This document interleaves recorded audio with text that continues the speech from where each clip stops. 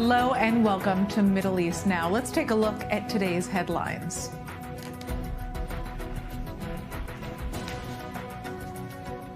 Or not. Are we going to see those headlines? All right. We're going to just have to continue with the show. It looks like we're having a little bit of a technical difficulty here, but I'm Natasha Kirchek, and thank you for joining us tonight. It is day 318 of the Israel-Hamas war, and hopes for a hostage release and ceasefire deal are still high, according to the United States, despite the Hamas terror group rejecting the latest proposal right as Secretary of State Antony Blinken landed in Israel to push forward talks. Well, according to the U.S., it could be now or never for a deal to go through. And our Nicole Tzedek has the details. Touching down in Israel, Secretary of State Antony Blinken is making a final push to try and secure the latest ceasefire deal on the table. This is a decisive moment, probably the best, maybe the last opportunity to get the hostages home, to get a ceasefire, and to put everyone on a better path to enduring peace and security. But that path is being blocked by the one party who wasn't at the negotiations in Qatar. At the bottom line of it, people have to understand it starts with the refusal of Hamas to move forward. The Hamas terror group rejected the latest proposal late Sunday night, releasing an official statement claiming the new proposal responds to Netanyahu's conditions and aligns with them, calling on the mediators to, quote, assume their responsibilities and implement what was agreed upon. But Prime Minister Benjamin Netanyahu says Israel is staying in line with the proposal President Joe Biden originally presented on May 27th. After a 3-hour meeting with Blinken on Monday, Netanyahu's office said the Prime Minister reiterated Israel's commitment to the current American proposal on the release of our hostages, which takes into account Israel's security needs. But those who this hostage release deal and ceasefire could impact most are not so optimistic. I know that there's a negotiation going right now, and it sounds like the games. Like, well, we're going to maybe put more demands in our suggestion and maybe wait a few days and see how they react. We don't have this time. It is a routine visit to check on the Israeli strategic situation during these wars that Israel is fighting here and there. Us, as Gazans, are extremely pessimistic about Blinken's visit, because he's made many visits to the region without any results or making any progress in the negotiations or to stop the war on the Gaza Strip. Blinken will soon continue his trip onto Egypt, where mediators are set to renew talks this week in hopes of cementing the long-awaited proposal. Well, joining us now is Rami Igra, the former head of the Mossad Missing in Action Unit. At this point, what is it going to take to get Hamas to agree to the deal that is on the table? I mean, what is the most serious sticking point? I don't think there is such a thing. Hamas has been saying from the beginning that they are willing to talk about a deal that will end the war, cessation of hostilities on the one hand, and on the other hand, regain their sovereignty in the Gaza Strip, meaning Hamas will be left alone, will be left back to regroup, reconstruct their army, and hope for another 7th of October as part of their manifested goal. Now, I think that the whole thing that we are looking at is really an American production that is targeted at a cessation of hostilities. The United States of America would like this war to end for many internal reasons in America, and they're trying to twist Israel's hand into a deal which is a very bad deal for Israel and really does not bring the hostages. What it does, it brings only a small part of the hostages, and we are to renegotiate in the future with the Hamas. But Hamas is not even there. The Americans is producing this huge show, which coincides also with the Democratic Convention in Chicago. And this is what you're really looking at.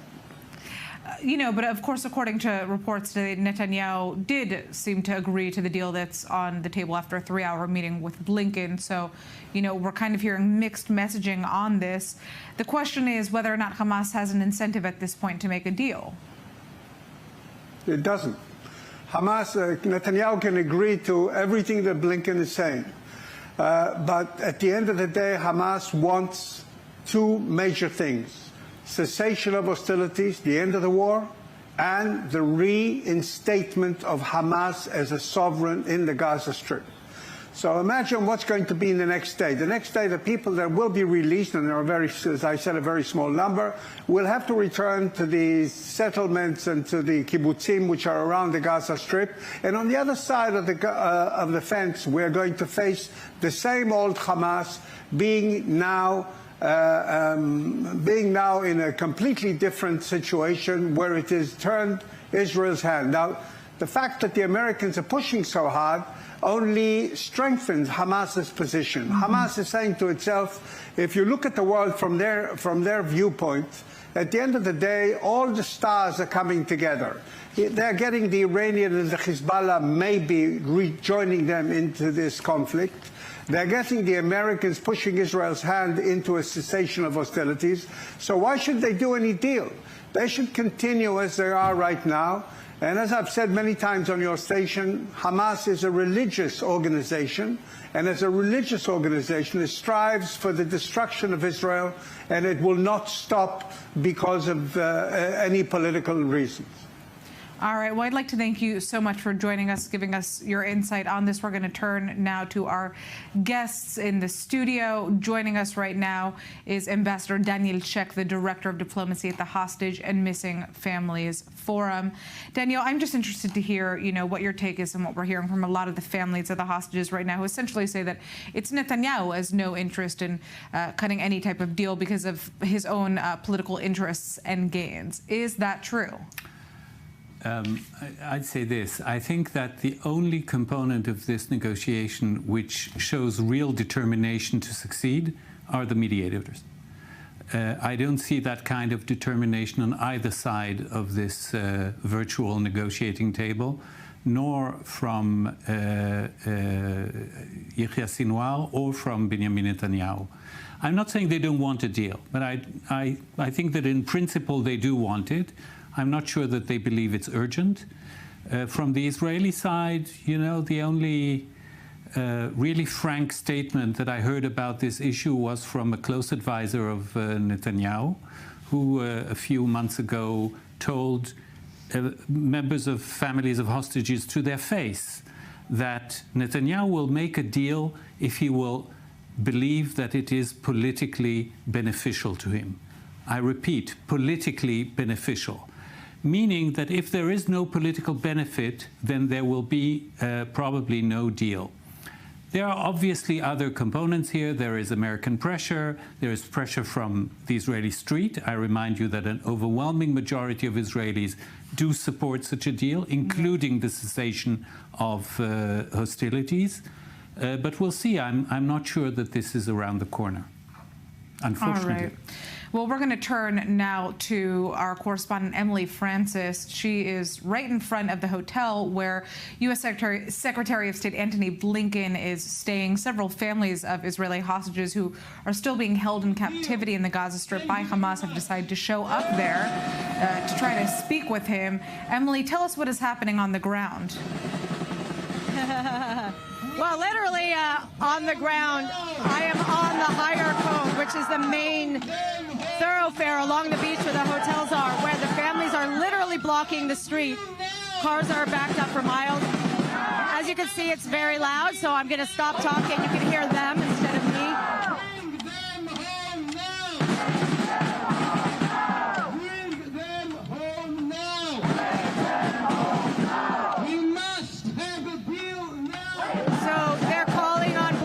Continue to support the hostages and the families, and putting pressure on the Prime Minister to make this deal, to agree to this deal. One of the main organizers of the event today is the father of hostage, Nimrod Cohen, who turned 20 years in captivity. Here's what he had to say a little earlier. Like last time, back in June, Blinken is here, and we want to strengthened him with all the efforts the American government is doing to push a hostage deal, along with pressuring Netanyahu to go for a deal. We know that without the American government, Netanyahu won't go for a deal. So Blinken is here, and we are here to strengthen his hands. All right, Emily, thank you for joining us. Obviously, you can see that, I mean, we've been seeing a lot of different kind of protests that have been taking place across Tel Aviv, across the country. Today, obviously, the choice to be right in front of that hotel where Blinken is staying is a very clear motive and move on the part of the families to say that we want a table, or we want a seat at the table where the negotiations are happening, and because many clearly feel like they're not being heard. A seat at the table is probably a step too far. I actually, even personally, I don't think that it's a good idea that families of hostages should be part of the negotiating process. That's not a healthy thing. But I do think that they need to have a voice, and that their voice should be heard by those who do have a seat at the table. And in this case, it is, from our point of view, the people they can put pressure on is the Israeli government and the mediators. They don't have direct access to Hamas. They don't have any way to put pressure on them. There are indirect ways, and believe me, that the Forum of Families exhausts them amply. But the main objective of their outcry is of you know, Nimrod Cohen's dad and other people are obviously the Israeli authorities and the American mediators. I would like to point out, though, that there is a wind of hope and of optimism among the families. It's not as if they have, you know, dropped all hope and given up. But there is a lot of caution, and you can understand them, because many of these situations where we felt that we are very close to a deal ended in big disappointment. All right, well, I'd also like to introduce our guest who's joining us on Zoom. Military and Strategic Affairs analyst Yaakov Lapin is with us. You know, I'm interested to kind of hear what we can expect out of U.S. Secretary of State Antony Blinken's continued meetings in the region. Obviously, he met with the Israeli Prime Minister today. There seemed to be a breakthrough in that we got a statement from Netanyahu's office essentially saying that Israel is on board with the proposal that is on the table, although that was pretty much understood from the get-go, we could say here. But what is Blinken's journey going to look like in the Middle East over the course of the next couple of days? Well, I think that Blinken is leading an American effort to not only push through to a deal, but also through that deal, use it as a mechanism to try and prevent a wider regional escalation, that escalation that the Americans are so concerned about avoiding. We know that the Americans have flooded the region with carrier strike groups and fighter jets as a message of deterrence to Iran and Hezbollah, but primarily Iran, because we still have this hovering threat over us of retaliation for those assassinations in Tehran and Beirut. And I think the Americans really see the possibility of a deal as the ultimate de-escalation mechanism. And I think that that's what Blinken is going to be putting the stress on when he already spoke to Prime Minister Netanyahu, when he's just recently spoke with Defense Minister Gallant at the Ministry of Defense in Tel Aviv. I think they're really looking at the regional dimension here, the way that the Iranians and Hezbollah have actually latched on to these talks in Doha, as well as the subsequent talks in Cairo, to try and exert their own pressure to essentially extort Israel into agreeing into a ceasefire. That's what the Iranians and Hezbollah are trying to do. And the Americans are, for their part, trying to de-escalate the entire region. All right, well, we're going to turn to a different topic right now. A man carrying an explosive device was killed in Tel Aviv last night in what police are calling a failed suicide bombing that also ended up injuring a passerby. Now, Hamas and the Palestinian Islamic Jihad have claimed shared responsibility for this attack, warning that suicide operations in Israel will, quote, return to the forefront of their war against the Jewish state. Our Middle East correspondent Ariel Osran has more. A major disaster averted at the last minute by sheer luck. A massive explosion rocked southern Tel Aviv on Sunday evening.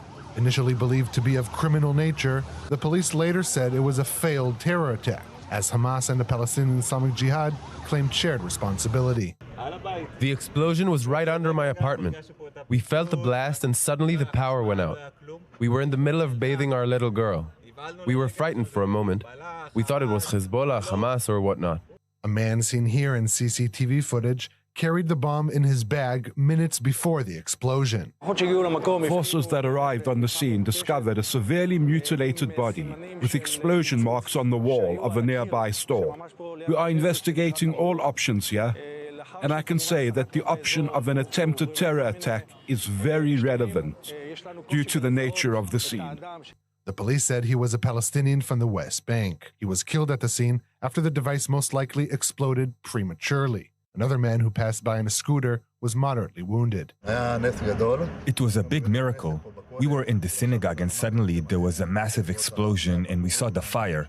At first, I thought it was a drone. Others wondered if we had suddenly returned to the Intifada days of exploding buses. There was a lot of fear and panic. If successful, this would have been the first bombing attack in Tel Aviv in 18 years. Back in April of 2006, a Palestinian Islamic Jihad suicide bomber blew himself up at a downtown shawarma stand, killing 12 people and injuring dozens. The failed attack comes as Palestinian terror groups increasingly try to establish a foothold in the West Bank, hoping to turn it into a launch pad for suicide bombing attacks. And for the residents of Tel Aviv, it's a concerning sign in a rapidly changing security reality. Hamas and Palestinian Islamic Jihad promise more attacks. All right, I'd like to turn back to our guests, military and strategic affairs analyst Yaakov Lapin on Zoom, and Ambassador Daniel Sheikh, the director of diplomacy at the Hostage and Missing Families Forum. So, Yaakov, I'd first like to turn to you. I mean, what do we know about this specific attack and how Hamas and the PIJ were actually able to manage getting an explosive into the Tel Aviv area? Well, they're talking about a terrorist who set out from the Nablus area, and the route that he used to infiltrate Israel has not yet been publicly disclosed. I'm sure that the Shin Bet has got a good estimate at this stage on how he was able to do that.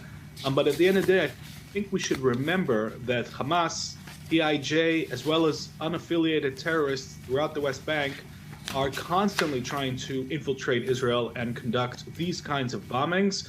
Really hundreds of these attempts are foiled every single year by the Shin Bet, by the Israel police, by the IDF, which acts on intelligence to preempt these kinds of attacks. So at the end of the day, the intelligence net and the preventative efforts are largely successful. And occasionally, you know, when one slips through the net like this, first of all, we had a miraculous outcome here. We have to acknowledge that. This could have been so much worse. But at the end of the day, this is a constant effort. Hamas, PIJ, they have headquarters in Turkey. They have headquarters in Lebanon. They used to have a major headquarters in Gaza for promoting this kind of attack, orchestrating it remotely, helping cells in the West Bank organize, get funds, get arms, create a command structure. And sometimes these are independent initiatives, lone wolf attacks. Judging by the explosives here, I think that will be the key to helping intelligence services find out what kind of cell was behind this attack. But the big picture is that hundreds of these efforts are made every single year, and the vast majority of them are successfully foiled. Right. I mean, I guess the question then is how worried should Israel be about these types of suicide bombings in the near future? Is the IDF truly prepared to deal with this issue given the vast array of different threats that the country is facing from both the Gaza Strip, of course, the north, and Iran and its proxy groups? So I think, you know, this question really boils down to the security situation in the West Bank. Now, what's been happening there in recent months is that Iran and trying to flood the West Bank with explosives by smuggling them through Jordan, sometimes via Syria, sometimes via Iraq, establishing smuggling routes through Jordan and into the West Bank. And Israel has responded to that by beefing up security all along the Israeli-Jordanian border, the Jordan Valley, and stepping up raids, primarily in the northern West Bank, Nablus, Jenin, as well as Tulkarem further south. These are the hotspots. These are areas where the PA exercises very little sovereignty and where terrorist groups are festering. But this is not really a new situation. This has been developing for years. I'll remind everybody that prior to this war, we had a wave of terrorism that took about a year and a half for the IDF to begin tackling through Operation Breakwater. So right. The West Bank is a constant threat, and the IDF and the Shin Bet are working around the clock through nightly raids and intelligence operations to deal with that threat. All right, well, we're going to talk about another threat that Israel is facing. The north of Israel continues to remain on high alert as Hezbollah fires missiles and drones into the region from Lebanon. Now, the IDF has just announced that one of its senior warrant officers, that would be Mahmoud Amaria, fell in combat this morning after he was struck by pieces of an attack drone that also caused a fire in the forest where it crashed and wounded another soldier. And joining us now from northern Israel is our correspondent, Zach Anders. Zach, what do we know about the victim in today's Hezbollah attack?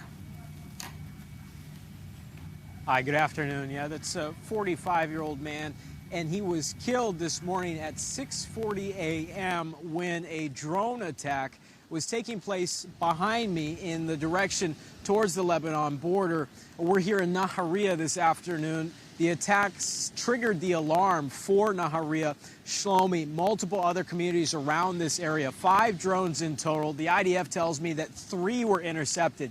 Now, at this point, we don't know if these drones, the bits of the drones that were intercepted came crashing down on these soldiers where they were gathered, or if these were direct hits. We're still waiting to receive more information regarding the event itself. We know that multiple other soldiers were wounded. We're told 1 seriously, but we do not have a total number for soldiers that were wounded in this attack. Again, it was 5 drones, 3 shot down, 2 did not. We don't have confirmation as to what happened to those 2 drones. This was at a military site, and no civilians have been allowed into the area after the fact, so we're not able to get up there as well. Now, since then, there has been, in total today, there has been 7 attacks Hezbollah has claimed responsibility for, but there have been no further reports of casualties or damage since the attack this morning at 6 a.m. And the Western Galilee here along the coastline, Nahariya, it's been rather quiet since this morning and that attack. What we are following right now is reports of an airstrike in southern Lebanon that appears to have been targeting a vehicle. We don't have much information coming out. This is within the last hour, but we will expect to receive some more updates here soon, potentially maybe even from the IDF, considering they have been very proactive in the last few weeks, coming out with who and what was targeted for these airstrikes, especially on the vehicles or the motorcycles that are in motion in some of these populated southern Lebanese villages. So we'll keep on that, and I'm expecting we should probably know more within the next hour.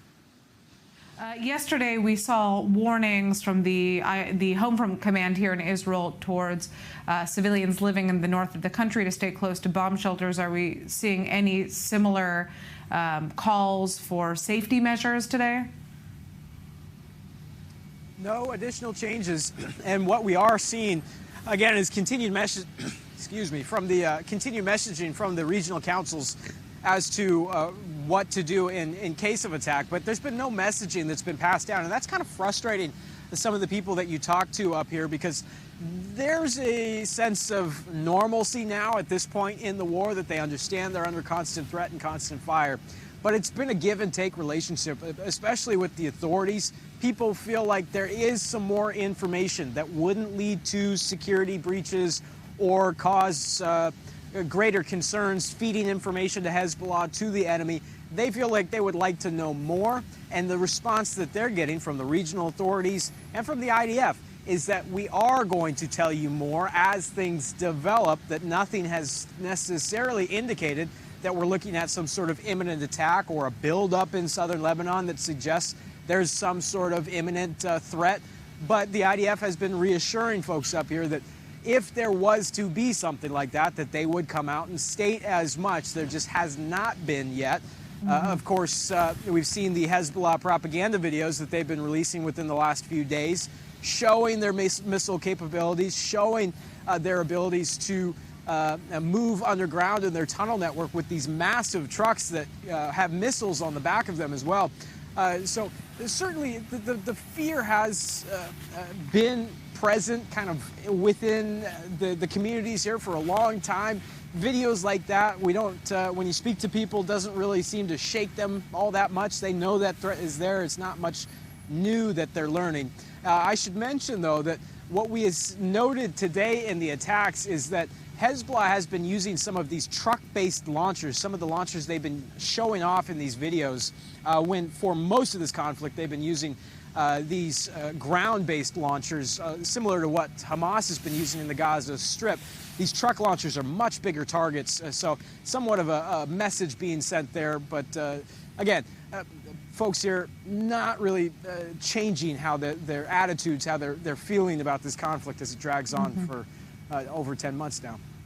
All right, I'd like to thank you, Zach, for some analysis, obviously just breaking down the latest news in northern Israel. I'd like to turn back to our guest in studio, Ambassador Daniel Sheikh. You know, obviously we're talking about tens of thousands of Israelis who have been evacuated from their homes since October 8th. At this point, it is very clear that there is no timeline as to when they will be able to go home, as we see ongoing missile fire into the north of the country. We keep on hearing talk about some type of diplomatic measure being taken to essentially push Hezbollah back off of that border. But at this point, is that really a reasonable solution? Well, no, there isn't a timeline for many reasons. First of all, I'd like to point out that while Israel for a couple of weeks now has been bracing for some kind of major Hezbollah attack, Hezbollah has escalated the situation in the north. I mean, there are more and more and more intensive attacks to a broader and broader area of Israel, of the territory of Israel. So in the end, it must be resolved diplomatically, but this won't happen until firing stops, and that won't stop until the southern border in Gaza isn't settled in a deal. Well, that's at least what Hezbollah says. Of course, we have to wait and see if they stick by their words. Unfortunately, we're going out for a quick break. Daniel, I'd like to thank you so much for joining us in the studio. We're going to be back shortly. Stick with us. We have a lot coming up, and you're not going to want to miss it.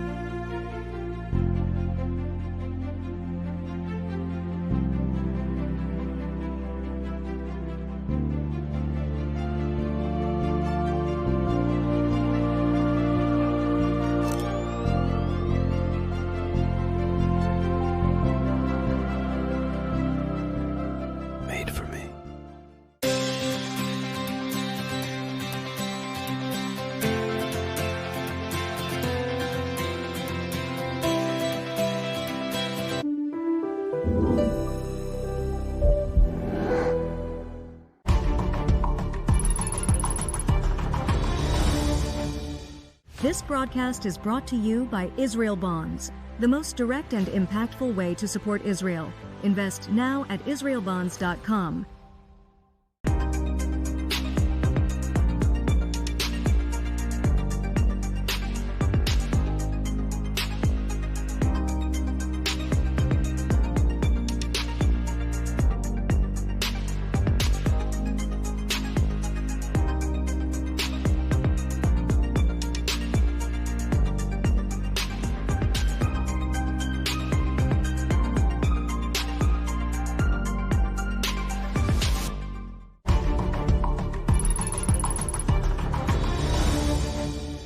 This broadcast is brought to you by Israel Bonds, the most direct and impactful way to support Israel. Invest now at israelbonds.com.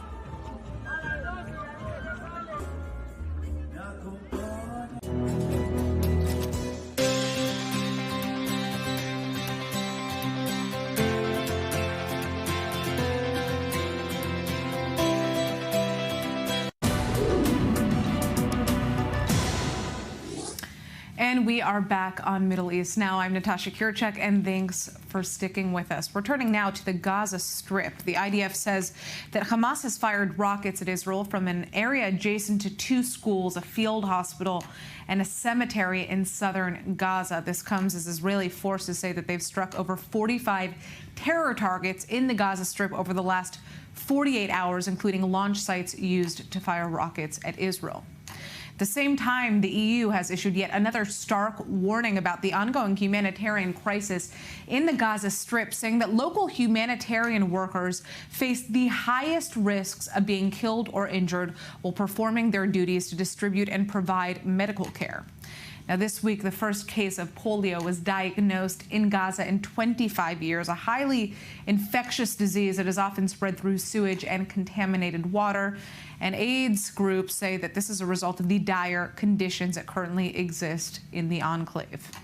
Well, joining us now is Arwa Damon. She's a former senior international correspondent with CNN, who's currently in Gaza on behalf of her aid organization, Inara, which provides mental health services to children who have been impacted by war. And our guest, Yaakov Lapin, military and security strategist, is going to be joining us as well for this conversation. Now, Arwa, you are in Gaza right now. Paint us a picture of what the humanitarian situation is like on the ground and what the biggest concerns are that are facing the Gazan public at this moment. It's absolutely catastrophic. Imagine a minuscule space with, especially when it comes to what's happening in the south right now, well over 1.5, close to 2 million people in it who don't have access to hygiene products. So there's very little soap, shampoo, toilet paper, disinfectant, sanitary products, that sort of a thing. You walk around the various different makeshift camps and settlements that have been set up here, and people are begging. They are begging just for a bar of soap. I was at one of the hospitals earlier today because we also work with children who have sustained severe injuries. My charity does. And I went to the ICU with one of the doctors, and what he said was, in the hospital, you have to turn off your heart, but when we go home, we cry. And the reason why he was saying this is because there were at least 2 cases in this one particular ICU where there weren't basic supplies, and the children were suffering as a result of this. One of them was a 1.5-year-old girl whose entire family has been killed. If she actually wakes up, she will find herself orphaned. This little girl is not stabilizing because they don't have a proper pediatric-sized tracheotomy tube. There is a 13-year-old boy with 50% to 60% of his body burnt, 2nd to 3rd degree burns, but they don't have enough bandages to do regular bandage changes, and as such, his wounds became infected. He has a blood infection, and he's exhibiting signs of early sepsis. Even in the hospital, imagine this, the doctors are having to buy their own soap because it's not being provided to them. That is the soap that they're using to wash their hands between patients. Hygiene inside the hospitals is just about impossible. Even in the ICU, there are flies that are just landing on the children. I mean, it's a nightmare. That's what I want to ask you about, is the humanitarian aid distribution. Obviously, we hear Israel saying that it stepped up the amount of aid that's making it into the Strip. We see social media videos coming out showing markets that seem to be fuller than they certainly were in past months. What is really happening on the ground? Where is this aid going that is making its way into the Gaza Strip? Well, there's a big difference between what comes in as aid, which is what gets distributed to the population by humanitarian organizations, and what, for example, you find on the market. So yes, there are fruits and vegetables and chicken on the market, but no one has any money to actually be able to afford to buy it. And the prices are astronomical.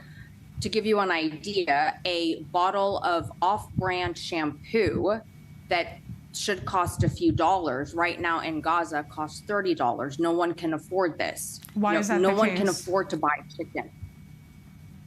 Because there's the high prices are because of demand and lack of sufficient produce coming in, even though it is found, and people don't have money to buy it because ever since October 7th happened, most Gazans actually live on a day wage. No one has gotten their salary. Accessing your money in the bank is extraordinarily difficult. And as such, they're not able to buy everything that you're seeing in those videos on the market. So what we try to do as aid organizations is actually purchase and create these sort of fresh, produce packages to hand out. But we're not able to come anywhere close to meeting the demand that's out there. And what's interesting is that while, yes, you'll see a lot of fruits and vegetables, hygiene products are very difficult to find, and again, astronomically priced. And so it's this situation where, people aren't accessing, no matter what it is that you're seeing on the images, people are not accessing what they need. What is Hamas's role in this at this point? Is there a Hamas presence? What have you been witnessing as to who is running things on the ground? I have not seen Hamas, spoken to Hamas, interacted with Hamas, not this trip, not on the last 2 trips that I've been here. I have been to Gaza before October 7th, where obviously they did have a heavy presence. This situation right now is completely, totally, and utterly starkly different. You get the sense that this is a very lawless kind of land. There's absolutely no rule of law right now, and that is creating its own set of extreme challenges, both to humanitarian organizations, but for the population itself. A lot of people will tell you that they find the lack of rule of law extraordinarily unnerving, disturbing, and frightening. They do not want to continue to exist like this. They do want to see and are so desperate for some sort of a ceasefire. And the vast majority of people basically feel like they're just pawns in all of this that's happening right now. And they have absolutely no control or agency over their own lives. Yaakov, I'd like to turn to you. We have you on Zoom as well. Obviously, we've been hearing Israel say that they've been stepping up the amount of aid that's going into the Strip. We've seen initiatives to take injured and sick children out of the Gaza Strip for treatment abroad. But obviously, the question is, who is supposed to be in charge here in terms of kind of addressing these issues that we're seeing on the ground as a result of 10 months of ongoing fighting in Israel's targeted campaign against Hamas? Right. Well, look, there's no question that Hamas has brought destruction and tragedy to the people of Gaza in a terrible way. And it's continuing to do that right now. I mean, it fired rockets from humanitarian shelters and schools and field hospitals in southern Gaza in recent days. And it doesn't get more cynical than that. Now, look, in terms of the stats, if you look at what COGAT, which is the coordinator of government activities in the territories on behalf of the state of Israel, is saying, since the start of the war, they've overseen the entry of almost 1 million tons of aid through 46,000 trucks. Now, about 80% of that is food. It also includes things like fuel and gas, tents, medical equipment, about 26,000 tons of medical equipment to be precise. There are food warehouses. Now, according to COGAT, the food warehouses in Gaza are fully stocked. Now, there is the problem of what happens to that aid once it enters the Gaza Strip. The problem is that Hamas seizes a chunk of that aid. It needs fuel to continue its offensive operations. It needs to feed its own terrorists. And then it monopolizes the rest of the aid that it gets hold of because it wants to secure its position as the civilian regime, the future civilian regime in Gaza. So Israel itself has yet to make clear how it intends to deal with that problem. It's not enough to bring aid into Gaza. There has to be a responsible distribution mechanism. Otherwise, it's going to end up on those markets where nobody can buy them, as we've just heard. It has to be distributed directly to civilians. Otherwise, it's just not going to get to them. All right. Well, I'd like to thank both of you for joining us. Yeah, Arwa? I just need to correct something because the aid what you're seeing on the markets does not come in as aid. Those are commercial goods. Those are commercial trucks. That is what is filling up the markets. And I can also tell you right now that our warehouse and the other humanitarian organizations' warehouses are absolutely not full of food or any other supplies. In this given moment, but we also did see a situation where there were warehouses, specifically, for example, the ones that were right near the U.S. port that was built that saw tons of food and different supplies just sitting there because of the inability to properly distribute that food, right? So, I mean, this has been an issue that we've been seeing throughout. Right now, there are 550 Right, no, trucks. exactly. And there is this ongoing problem where, aid gets to a certain point, right? A pickup point, whether that's at the Kerem Shalom border crossing or what you're talking about that's at the port, where yes, aid organizations cannot go and safely and properly pick that aid up because of the lawlessness that exists along certain stretches of the road. That does provide a huge challenge to us when we're trying to navigate it.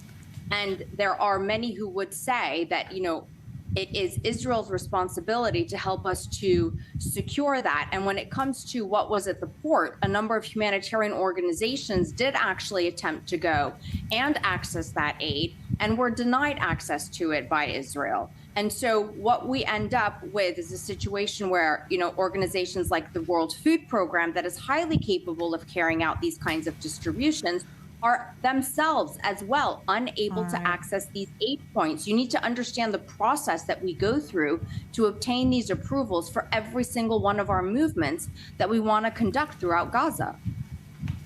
All right. Well, unfortunately, we're going to have to wrap up the conversation right now. We have to move on to our next story in Lebanon. I'd like to thank both of you for joining us in the studio, providing your insight here. We're going to turn now to Lebanon as Hezbollah continues to attack Israel and Israel strikes back in response. Locals are becoming more and more concerned about the potential for a wider war.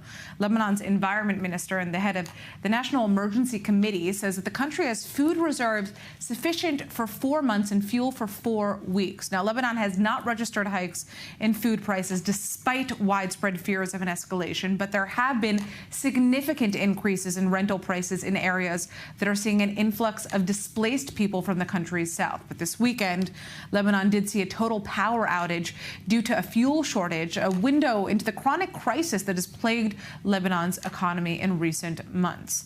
Well, joining us now in the studio with more details on this is our correspondent Nicole Tzedek. Nicole, break down kind of some of the day-to-day issue that Lebanese civilians are facing as a result of the ongoing economic crisis and the role that Hezbollah plays in this. Right now, Lebanon has been in an economic crisis for several years at this point, but specifically over the past 10 months since the start of the war, as you mentioned, 100,000 Lebanese civilians have been displaced at this point. And that's where we're seeing some of the main issues right now, because those civilians are trying to find housing. And now housing is a hot commodity, and we're seeing some of these prices. We're hearing examples from some Lebanese civilians who are trying to find housing for maybe 14 family members. Should be $300. Now it's being upcharged by $900 for their housing. And so this is one of the main problems we're seeing. But even on the economic standpoint for this being the summer, when typically they have some tourists coming into Lebanon as well.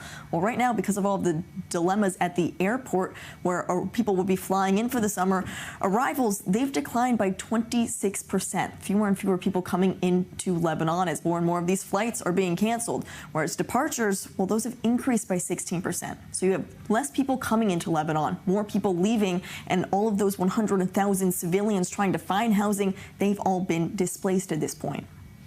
Now, of course, the next question that I want to ask you is the role that Hezbollah is playing in this. We know that there has been a kind of electricity market that has seen a development of alternatives, and Hezbollah plays a role in that. Certainly. This is what we're seeing with the Lebanese electric company. It's almost a mirror of what we're seeing in the Lebanese government as well. There's mismanagement, and that leads to corruption and room for Hezbollah to then get in. And so because of the economic crisis, the state-run electric company, they can't supply the electricity that's needed. We've been seeing power outages like this for years at this point. And so Hezbollah has now come and trying to get on a private market. There's these private entrepreneur generators that pop up, and they're owned by individuals that are associated with Hezbollah. It's estimated that the people that have these generator supplied electricity, they pay about $2.5 billion annually to Hezbollah for the majority of that money. So that's exactly who's benefiting from this. So over the weekend when we saw this statewide power outage, the people that it's impacting are the displaced civilians, the Lebanese civilians. Hezbollah, the people with the money and the generators, I promise you they still have power and they are still benefiting from this situation as well. Wow. All right, Nicole Tzedek, thank you for breaking that down for us. We are turning now to Iran. When will Iran attack Israel? It has been over 20 days since Hamas leader Ismail Haniyeh was assassinated in Tehran. The Islamic Republic immediately blamed Israel and has since been threatening to retaliate, but nothing has happened yet. Now, Iran's foreign ministry says that even if Israel and Hamas reach a ceasefire deal, Tehran has no intention of backing down. The ceasefire talks have nothing to do with Iran's legitimate and legal right to punish the aggressor, and it will not relate directly to it. We're not looking for intensification of insecurity in the region. We support efforts with good intentions regarding the ceasefire. Meanwhile, we insist on Iran's legal right in realizing its right and punishing the aggressor and creating deterrence against a terrorist regime. We will use it at an appropriate time. Now, this comes as Israel has just indicted an Israeli man from the central city of Ramat Gan for being paid $12,000 in crypto by the Islamic Republic to hang up posters calling for a military coup. The 30-year-old, who has been identified as Eden Debs, allegedly knew that an Iranian agent was asking him to carry out the job. His arrest follows a string of similar cases in recent months. And joining us now on Zoom is Benham Ben Taleblu, a senior fellow with the Foundation for Defense of Democracies. He's in Australia. Let's begin with Iran's threats against Israel. Of course, at this point, the question is, what can we expect? Great to be with you, Natasha. It's a great question because, in essence, the Islamic Republic is advancing several strategies at once. There's a political strategy, but there's also a psychological strategy. And that psychological strategy is to keep this steady drip about commenting about the nature of a potential response, the right of a potential response, and even previous comments by Iran's supreme leader. And that's a title meant to be taken rather literally, that Iran will not accept anything other than a tactical retreat. It will never do a strategic retreat. So it's trying to generate fear among the Israeli public. It's trying to generate fear among American policymakers, among Israeli policymakers who are trying to figure out if there is another overt, direct, and kinetic attack, if it's going to look like the April one, and what opportunities may exist for interception. So this is, again, as much a political weapon as a psychological weapon, but then also it feeds into Iran's larger post-October 7 Middle East strategy, which is to use military means to achieve political ends. This whole thing, this multi-front war, has been brought to you by Iran's attempts to bail out Hamas, the lowest of the low-hanging fruit in terms of its axis of resistance. So here, if the regime can potentially dangle the military option while also advancing its nuclear program, it's trying to get the Biden administration, which is trying to tamp down on tensions in the region, to put the handcuffs on Israel, and then the regime will take credit for a ceasefire, essentially call themselves the champions or the defenders of Gaza. Now, I want to speak to the second issue that we saw covered in the news today here. Iran has continued attempting to kind of turn local Israelis into agents. This is something that we've now been seeing for years, but I mean, recently in the last couple of months, there have been several cases of Israelis being reached out to via Telegram groups and essentially asked to take part in various different tasks in exchange for money. What kind of success has Iran had overall in cases like this? There's capability, but there's also intent. The Islamic Republic is looking for a soft underbelly that could come out from some sort of cyber outreach, from some sort of disinformation or misinformation campaign. But ultimately, as you see, a trend line is emerging. Some kind of outreach on Telegram, some kind of promise on financial compensation via cryptocurrency, and either the desire to instigate violence in Israel or to set up a series of events that could lead to violence in Israel. So even though Israeli security forces and law enforcement agencies have been successful thus far in terms of thwarting these things, and that's at least what's been publicly reported in the English language Israeli press, this is the Islamic Republic trying to strike back and really in some way atone for the track record, you could say a decade or a decade and a half of embarrassment on the home front about cyber, about sabotage, about kinetic actions like assassination. So this is a regime that has a high degree of intent, even though in the very short term, when it comes to transnational criminal syndicates, it has not matched capability with that intent. Right. All right, Benham Ben Taleblu, I'd like to thank you so much for joining us in the studio with some insight as to where Iran stands in this given moment. Obviously, a lot of the country very much feels in limbo, not really understanding when we're going to see that attack, but part of the psychological warfare, as you mentioned. All right, we are turning now to Yemen. Dire headlines out of Yemen. Acute malnutrition is rapidly escalating there, with famine looming in 4 different districts, according to the United Nations. Now, Yemen is already one of the poorest countries in the Arabian Peninsula, but it's been further ravaged by years of war between the Saudi-backed government and the Iran-backed Houthis. Now, the conflict has caused economic collapse, and the number of acutely malnourished children has now increased by 34% compared with last year. That includes more than 18,000 kids under the age of 5.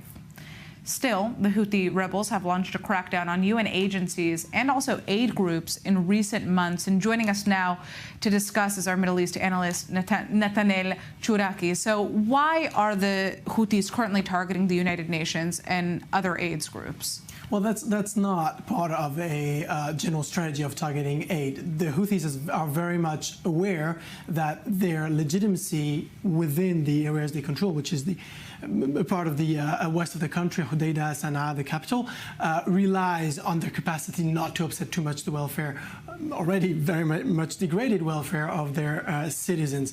The reason why they're doing this has to do more with seeding the existing infrastructure around these UN infrastructures. So that has to do more with, first, more of something that could be perceived as an intelligence problem. They probably assume, and they're surely right to an extent, that these UN facilities are the homes of spies, either Saudis, French, UK, US, I mean, anyone, or UAE, part of the coalition against the fight, or they just want to seize the infrastructure. These are the two reasons, but right. They usually tend to cozy up to OCHA, the UN Organization for Coordination of Humanitarian Aid. So it's not very much, it doesn't feel very Houthi to do this. What are the main reasons for the worsening humanitarian crisis at this point? Well, that's a big paradox. It's actually quite fascinating to see.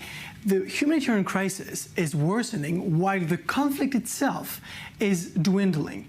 So violence has been reduced by 43% between 2003 and compared to 2022 because of a truce that was backed by the UN between the Houthis and the Saudi-backed government. So you have actually less and less acts of violence on the Yemen territory. You still have violence episodically, sporadically at the border, Hodeidah, Taiz, etc. But it has nothing to do with the level where it was in 2021, for instance. So how do you explain that? Well, first of all, there's a massive and growing disinterest from the humanitarian world and the political world for this crisis. It's what we call a forgotten crisis. It was never hype to talk about Yemen.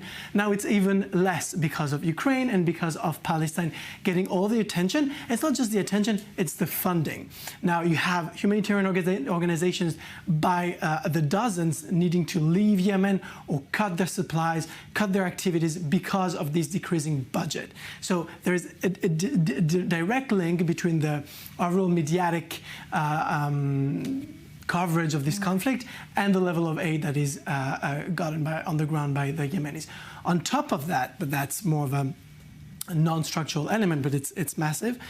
Floods recently in the month of July have displaced thousands of people and aggravated the current situation, and the spread of diseases, measles and cholera.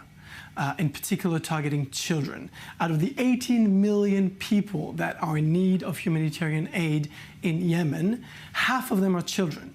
And 5 million under 5 children might be exposed to malnutrition, acute malnutrition, before the end of the year. It's actually the biggest humanitarian crisis in the world right now in terms of number of people in need. It's said nowhere. Obviously, other more fashionable crises are taking, for very legitimate reasons sometimes, the front of the international agenda. But Yemen is by far at the level where Yemen was, where Syria was in, for instance, 2014, even higher than that. That's 18 million people. No, I mean, just devastating images coming out of Yemen. What we've been seeing, in recent months is terrifying. Also, read a statistic, 223,000 pregnant women also being impacted by malnutrition. So very, very... Lactating. Yeah, lactating women being impacted by malnutrition. So very serious issue. Thank you so much for joining us and breaking that down. We are almost done with our show, but first we have some very sad news. The IDF has confirmed the death of another soldier in the Gaza Strip, 21-year-old Shachar Ben Nun from Petah Tikva, a commander in the paratroopers reconnaissance unit, fell in battle in the Gaza Strip. His family has been notified. At this point, over 300 IDF soldiers have died in the Gaza Strip since the start of the ongoing war. And of course, today was a tough day because he is the second soldier that the IDF has notified the public about having fallen within just the last 24 hours alone. All right, that is it for now from Middle East. Now, this is I-24 News. I'm Natasha Kirchak, and thanks for joining us. Don't go anywhere, because when we get back from our commercial break, we're headed straight to the rundown. See you soon.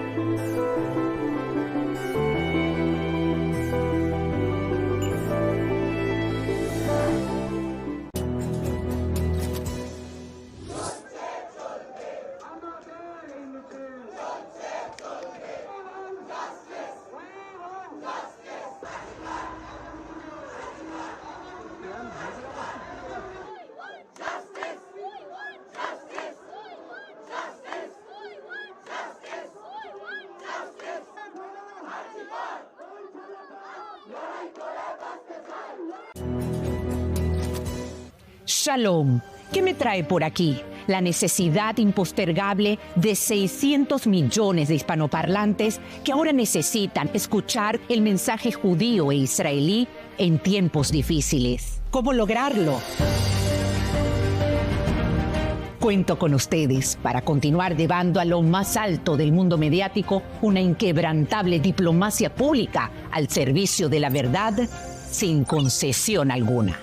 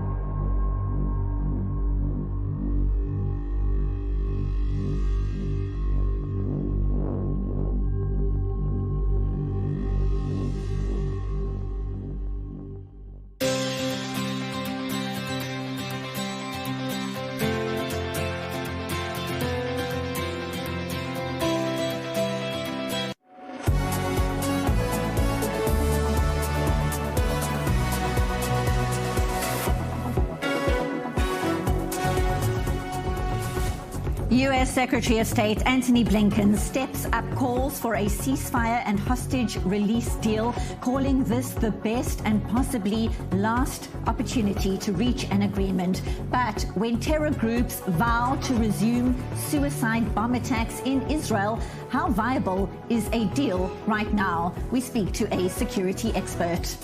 Hezbollah launches a major barrage from southern Lebanon to northern Israel in the early hours of Monday morning, killing an IDF soldier from the Bedouin Trackers Unit in the Western Galilee. We go live to the north for the latest developments. And it's D-Day for the Democratic National Convention. The party is set to rally around its new presidential ticket, Vice President Kamala Harris and her running mate Tim Walz. President Joe Biden is set to speak on day one. We go live to Chicago.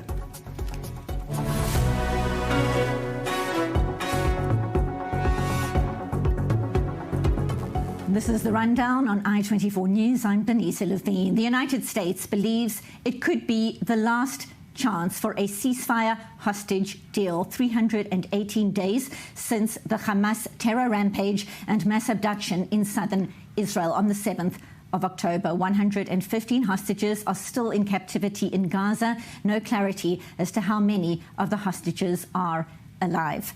Hamas has rejected the latest U.S. proposal, and Secretary of State Antony Blinken is in Israel for the 9th visit during the war, meeting with Israeli leaders in Tel Aviv right now. Meanwhile, threats continue on several fronts, with Hezbollah launching a major barrage at northern Israel in the early hours of the morning, Iran reiterating it could target Israel at any time, and a botched suicide attack conducted by a Palestinian terrorist in Tel Aviv overnight. But first, an update on efforts towards a deal. Correspondent Nicole Zedek has the details in this report.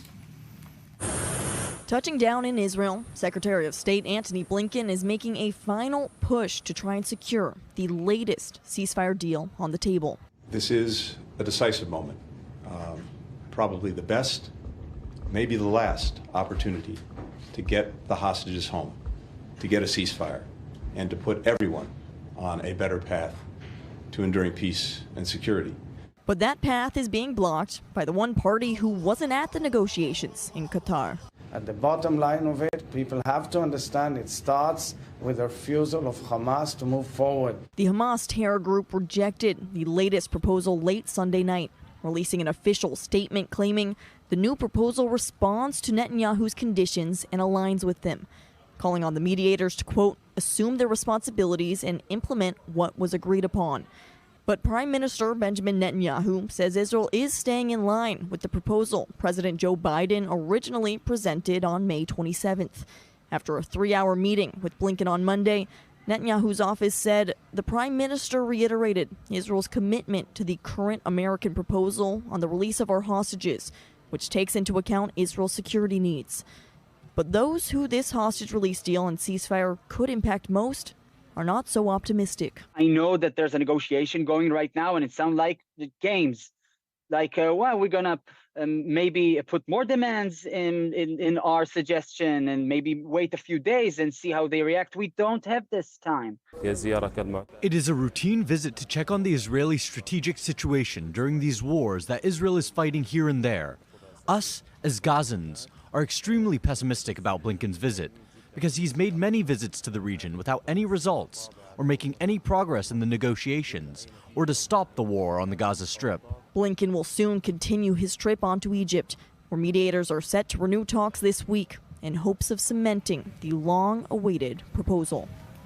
And that report by our correspondent Nicole Zedek, and she joins me now in studio for more on all these developing stories. We also welcome, for more insight, political and military analyst, Major in the Reserves, Elliot Chodoff, and he joins us from Israel. So, Elliot, I'm going to start with you. Thank you so much for joining us. We're hearing this clear push to secure a deal. We heard that message from Antony Blinken, but if Hamas has rejected the latest proposal, realistically, how likely is a deal right now? It's not likely because Hamas doesn't really want a deal. I think The devil is in the details, and we have to listen to the semantics. Israel wants the hostages back.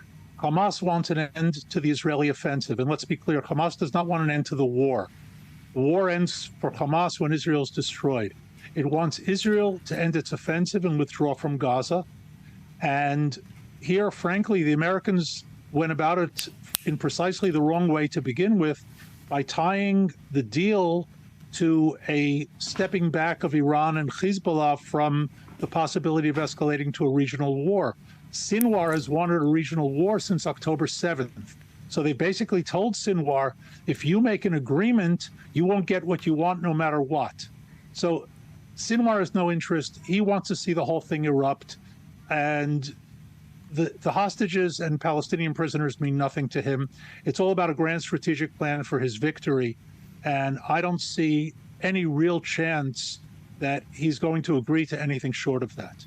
Certainly heartbreaking indeed for the families. Elliot, stay with us. Nicole, stay with us right now as we've been discussing. Families of some of the hostages abducted on the 7th of October are demanding answers, taking a stand outside the hotel in Tel Aviv as the U.S. Secretary of State holds crucial meetings. Our Emily Francis joins us live. Emily, many families of the hostages want a deal. They want it to be secured now.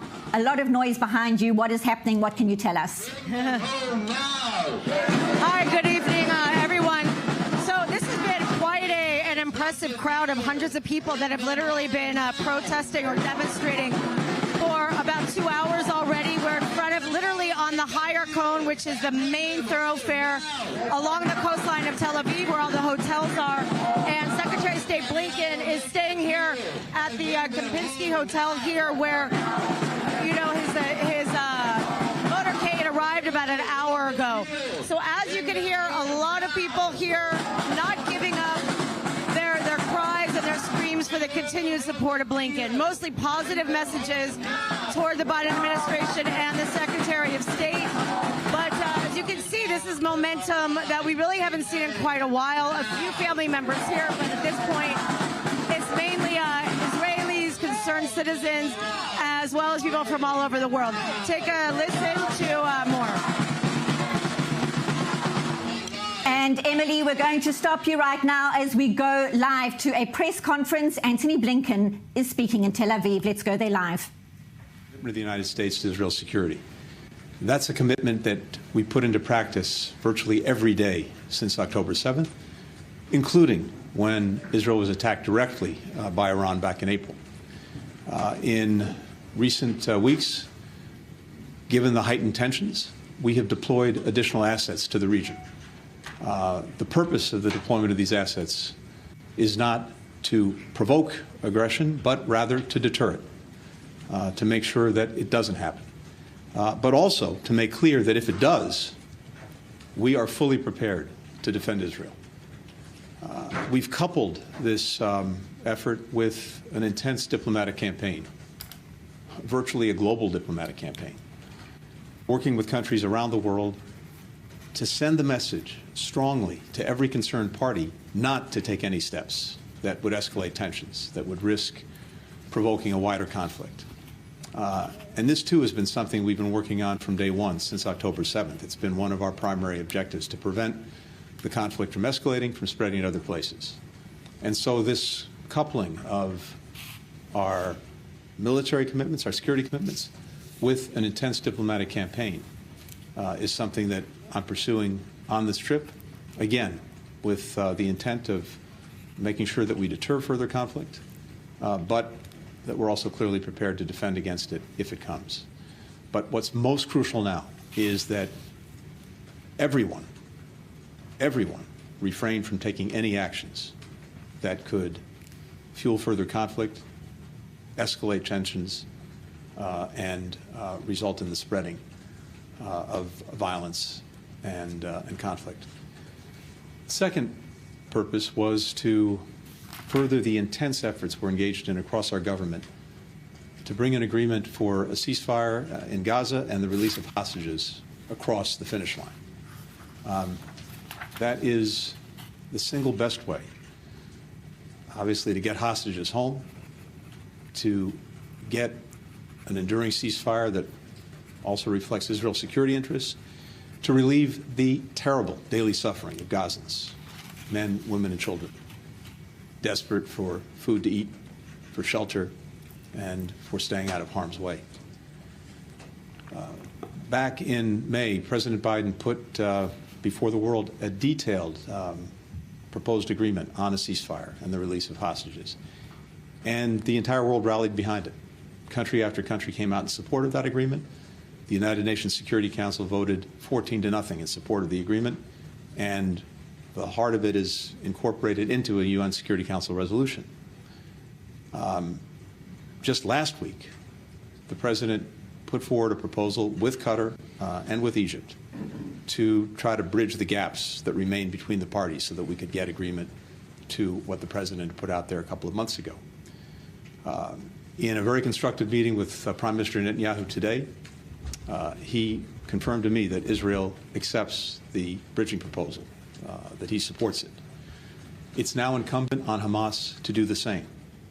And then the parties, with the help of the mediators, the United States, Egypt, and Qatar, have to come together and complete the process of reaching clear understandings about how they'll implement the commitments that they've made under this agreement. But the next important step is for Hamas to say yes, and then in the coming days for all of the expert negotiators to get together to work on clear understandings on implementing the agreement.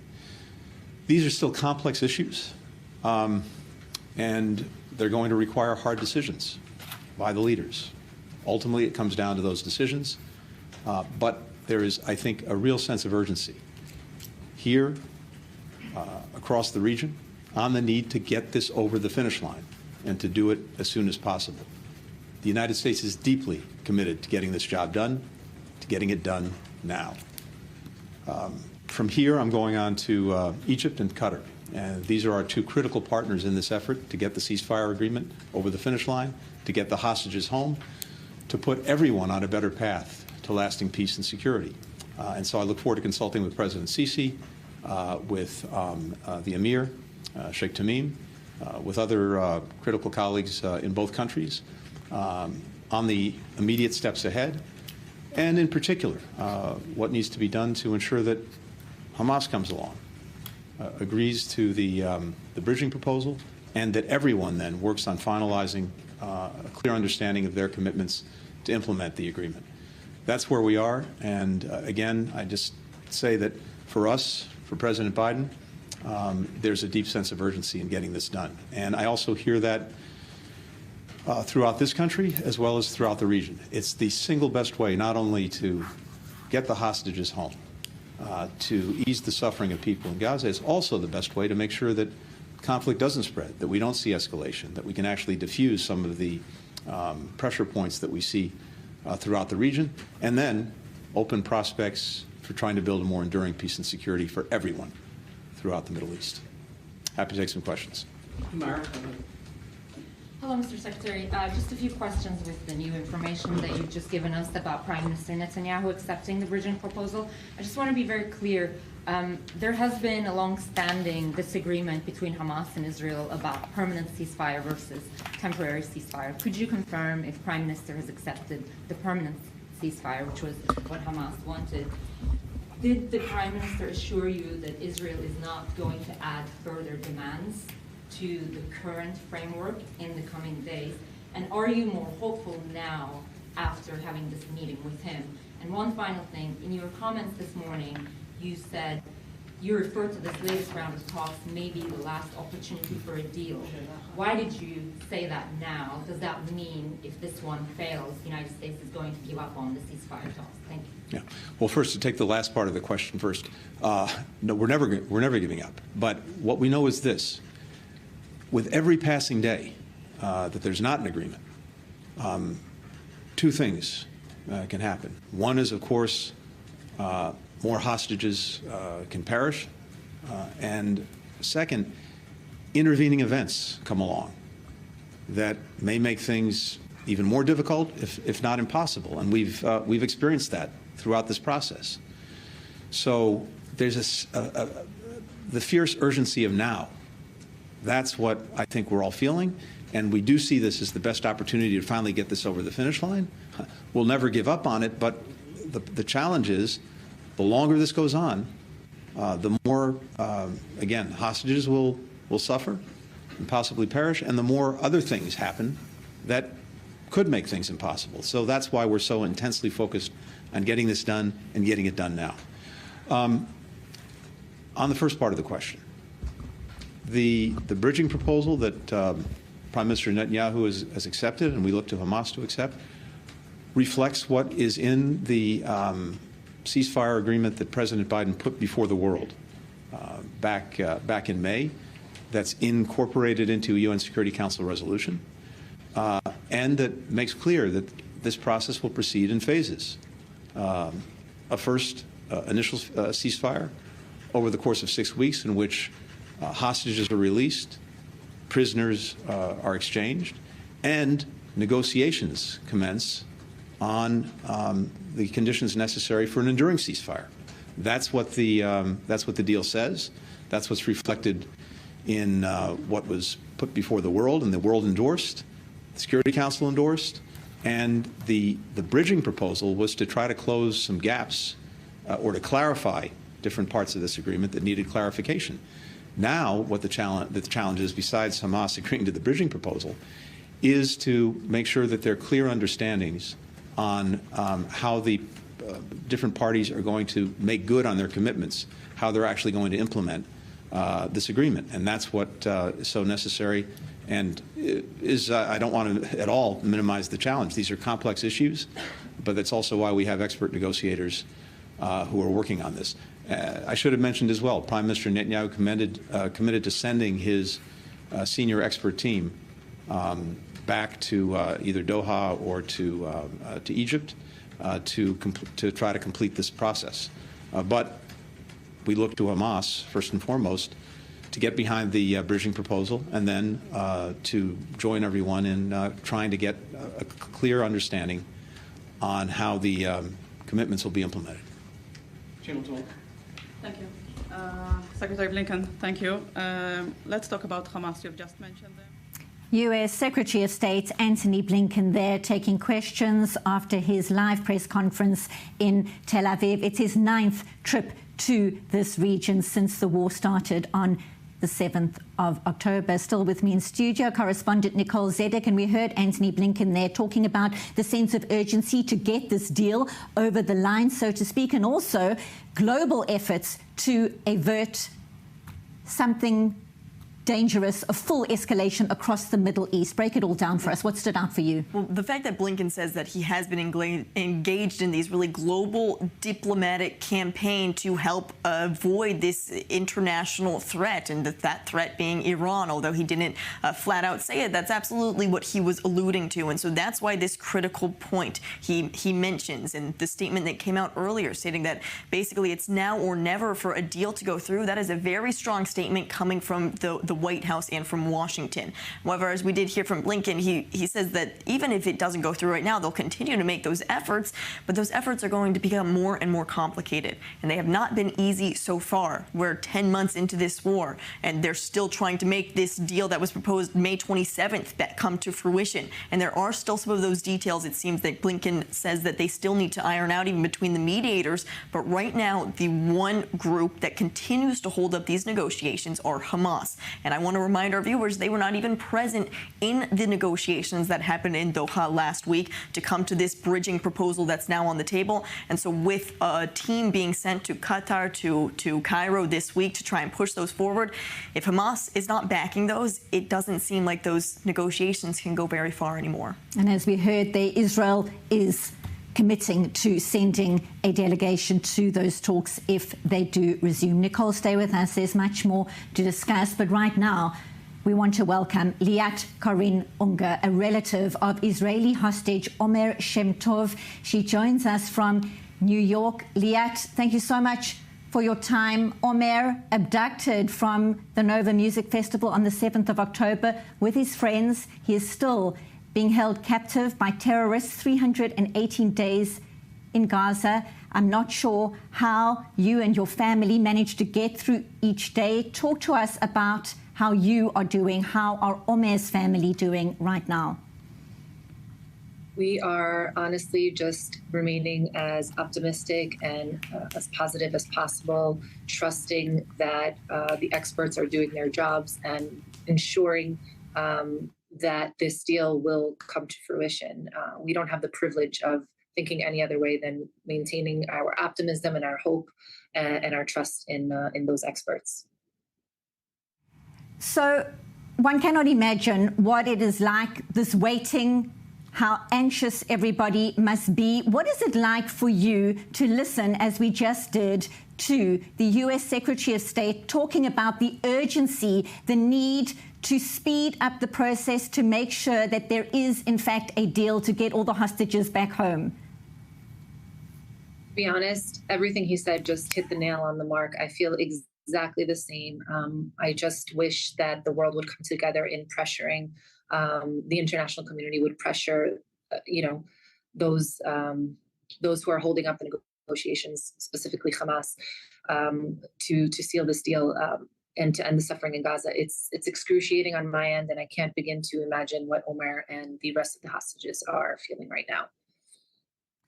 We're talking about the US pressure, the international pressure out of Qatar, pressure out of Egypt as well. And yet the waiting continues.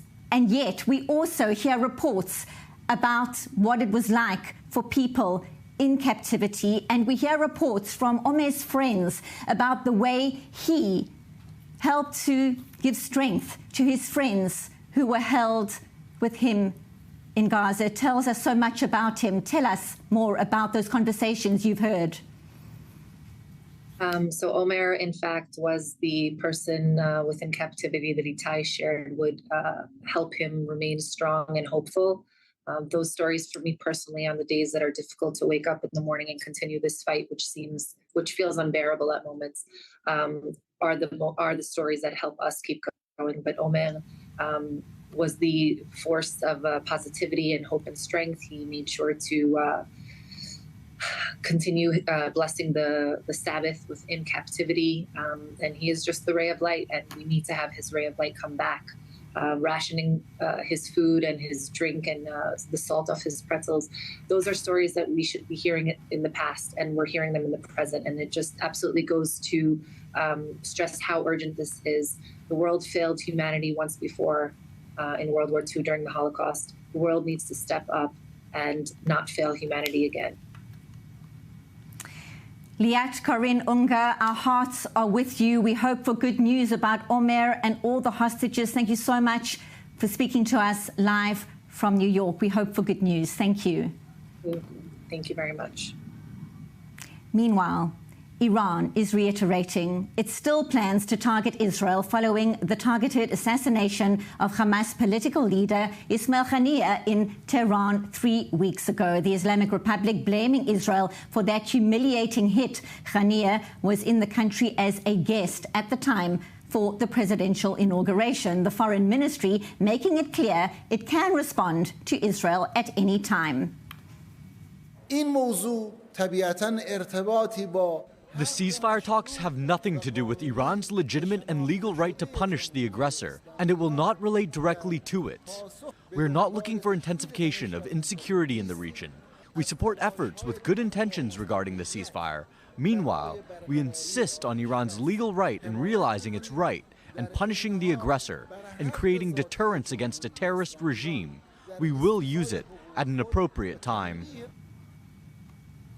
And still in studio, correspondent Nicole Zedek. There are so many layers to this war right now. So heartbreaking, listening to family waiting, like we heard from Liat, waiting for news on Omer. And then we hear a reality check. Iran says the game is still on. It can target Israel at any time. Yes, despite these reports that Iran was possibly waiting for some sort of retaliation to see if these ceasefire deal and it does go through, that's not the message that we're hearing from the Iranian foreign minister. He says that even though we have seen a 3-week period before any sort of a retaliation, they're continuing to keep the Israeli society on high alert, anxious in the meantime. But the Iranian foreign minister says that just because a ceasefire deal does or does not go through that is independent of whatever action might be coming from Iran. And it's interesting as we listen to Secretary of State Antony Blinken as he addressed Israel today as well. He says this is also part of his visit to the region. It's defense and deterrence. And that's the messaging that we're continuing to hear coming out of the United States right now when it does come to these looming threats from Iran.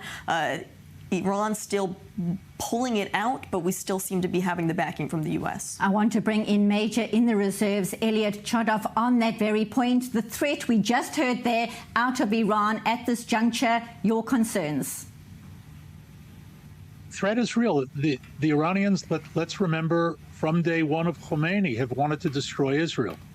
What's preventing them from acting at the moment, other than possibly their own technical issues, have nothing to do really with the ceasefire talks, but rather the American implied threat of a carrier task force, a nuclear submarine, and a marine amphibious force. The Iranians have time. The Americans don't. But let's keep in mind that the American urgency at the moment has more to do with the Democratic Convention and the upcoming elections than it has to do with any sort of regional threat. Right. And the Iranians aren't limited by elections and conventions. So they'll wait it out. I think that their attitude, which makes sense, is the Americans aren't going to keep an aircraft carrier task force and a nuclear sub on station indefinitely. Major in the Reserves, decide... Elliot Chodov, I'm going to stop you right there, but we will continue this conversation. We do need to take a very quick break. When we get back, we're live in Chicago. Stay tuned.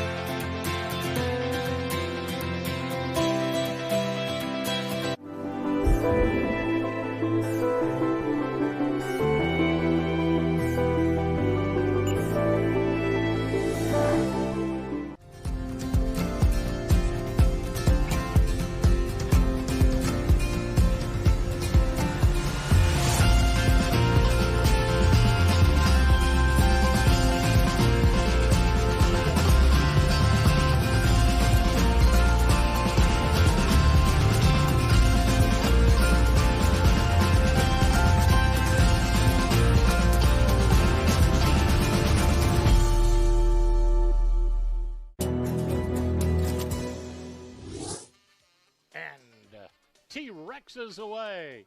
We got Dino Jr., Kid Dino, Dynapup, Little Rex, Dynagizer Rex, the third Little Dino, and Young Rex on the go. Blazing Rex is out there. Mighty Rex Rock. Hop Along Dino, Big Daddy Dino, Grandpa Rex, Rex Senior, Fossilizer moving quick. Get out of my yard. No pockets, no money. Is that a meteor? And...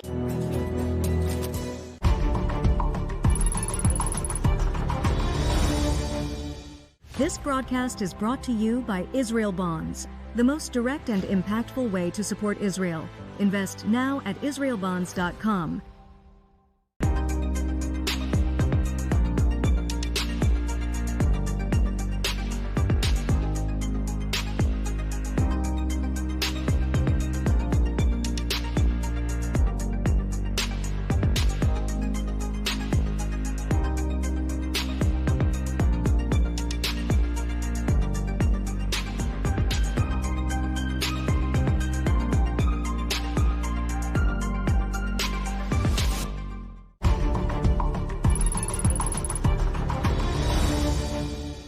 This broadcast is brought to you by Israel Bonds, the most direct and impactful way to support Israel. Invest now at israelbonds.com.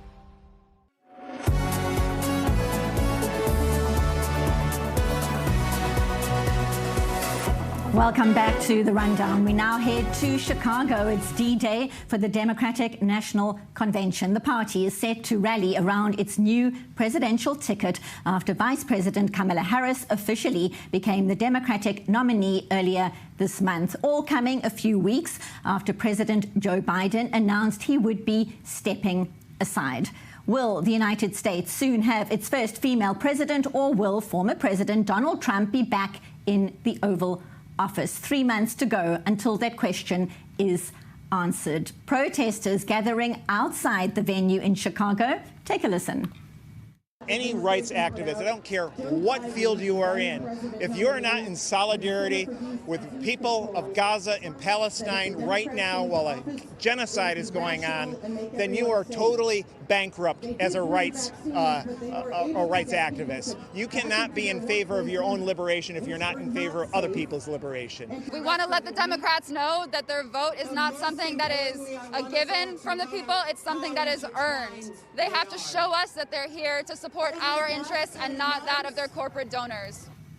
So for the latest, we now go live to our senior U.S. correspondent, Mike Wagenheim. He joins us from Chicago. And Mike, Democrats descending on Chicago there, where Kamala Harris and her running mate Tim Walz take center stage in the coming days. But first, President Joe Biden is set to address the convention. Tell us more. What's happening outside the venue? What's expected inside the venue? A few blocks away from here, Benita, there are some pro-Palestinian, anti-Israel, pro-Hamas, however you want to define it, protests that are happening right now, trying to influence what's going to go on in the United Center behind us here. There are still those quote-unquote uncommitted delegates, the ones who said we're not supporting any presidential candidate from the Democratic Party until we get a commitment to change the policy on Israel and the Palestinians, to change the policy on things like arms transfers to Israel. Those uncommitted delegates will be out on the floor here tonight, some 30 of them. Will they make noise? Will they hold signs? Will they do something to grab the camera's attention? Also, the protesters just a few blocks away from here, what are they going to do to capture the media's attention today? Will it simply be chanting and speeches, or will it be a confrontation with the police? Nothing's happened as of yet, but as the days and hours roll along here, everybody's eyes are being kept right now on this particular issue because it seems to be the one major thing that is still dividing the Democratic Party. In terms of Joe Biden himself, well, it's twofold for him today. Number one, part of his speech will be used to cement his legacy. He's been in politics a long, long time now. This was supposed to be the culmination. Remember, he didn't even get a convention in person during COVID when he was elected president. This was supposed to be a shining moment for him. Instead, partly to cement his legacy, partly to pass the torch on to Kamala Harris. Then it'll be exit stage left or stage right, what have you, and Biden will take off for California for a vacation rather than continuing on with a now aborted presidential campaign. A vacation much needed indeed, it seems. Mike, in the short space of time since this historic ticket was announced, how are the polls looking? Well, typically, Benita, you tend to get what's called that post-convention bump. You have the country's attention for 4 days. You get a bump in the polls, usually around 3 or 4 percentage points, and then the opposite party gets their convention, and it kind of equals out in the end. Now, keep in mind, just a couple days after Donald Trump had his shining moment at the Republican National Convention, what happened? Joe Biden handed in essentially his resignation letter, withdrawing from the campaign. A couple days after that, there was no open primary. It was everybody coalescing around Kamala Harris. So Trump never really got that big bump. Now, Harris has already surged ahead in a lot of the critical swing states. We're talking Arizona, Pennsylvania, Michigan. 3 of the 4 states she really needs to get that clear path to the White House. She's now up in the polls, and she hasn't even taken the stage yet here in Chicago. So the polls are very much in favor right now of Kamala Harris. But keep in mind, it's not unprecedented that a presidential candidate is up in the polls in mid-August, even September. Hillary Clinton was ahead in the hours before the election. Harris has nothing wrapped up as of yet. We still got a long ways to go. Talking of which, how worried should Donald Trump and J.D. Vance be right now? Much of their rhetoric has involved slamming their opponents, also pointing out that Kamala Harris hasn't been doing major press interviews. So talk us through the strategy now. While the cameras are focused on Chicago this week, would they be focusing on the issues top of mind for voters come November?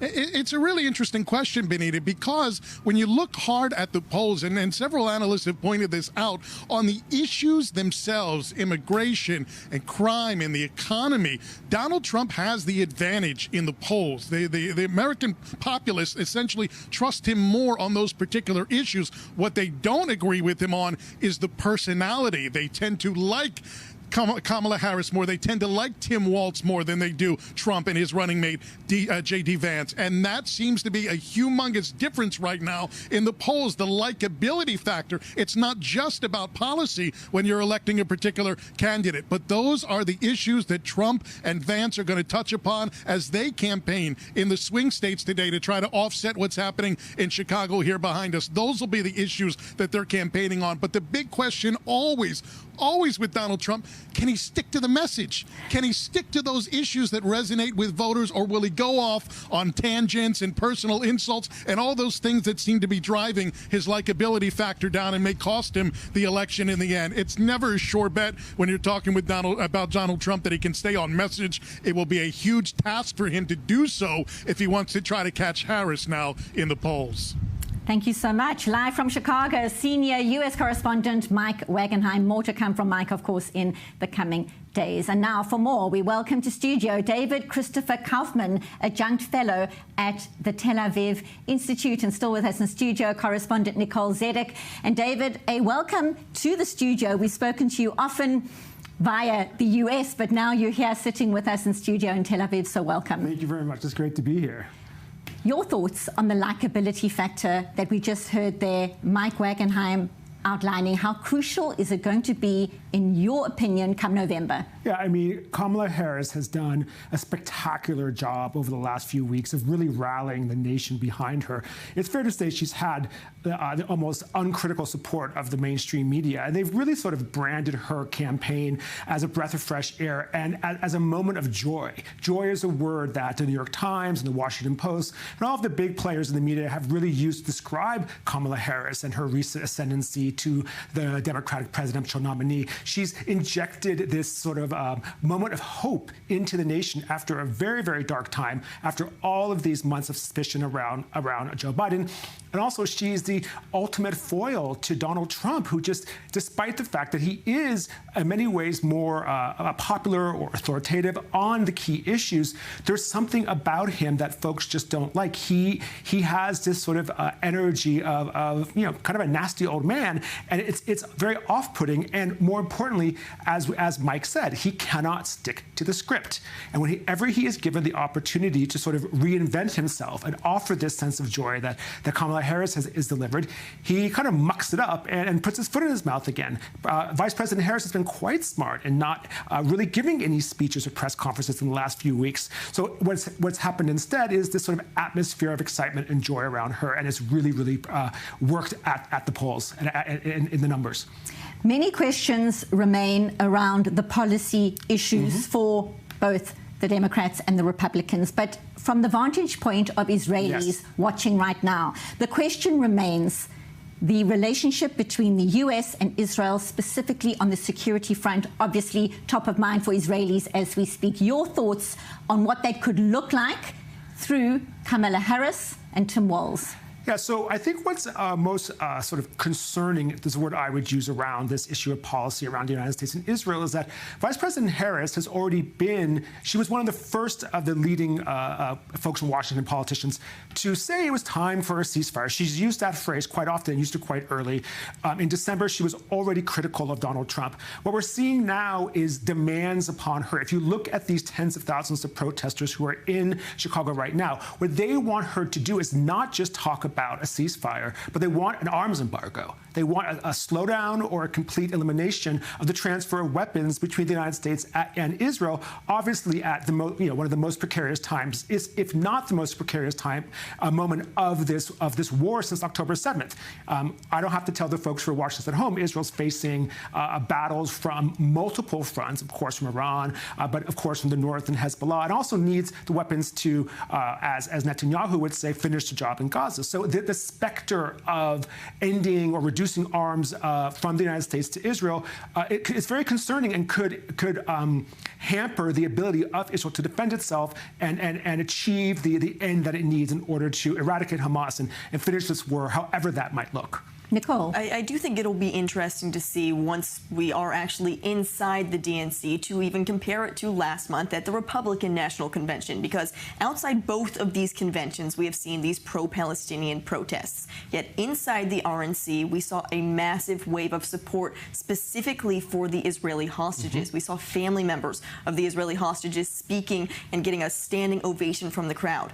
Right now, we're not expecting to see those same remarks happening inside the DNC with some of these family members even invited to speak. And so it should be interesting to see exactly how Kamala Harris and Tim Walz do paint exactly their narrative with everything that's happening inside Israel, especially as the Biden administration is really trying to push for this ceasefire and hostage release deal right now.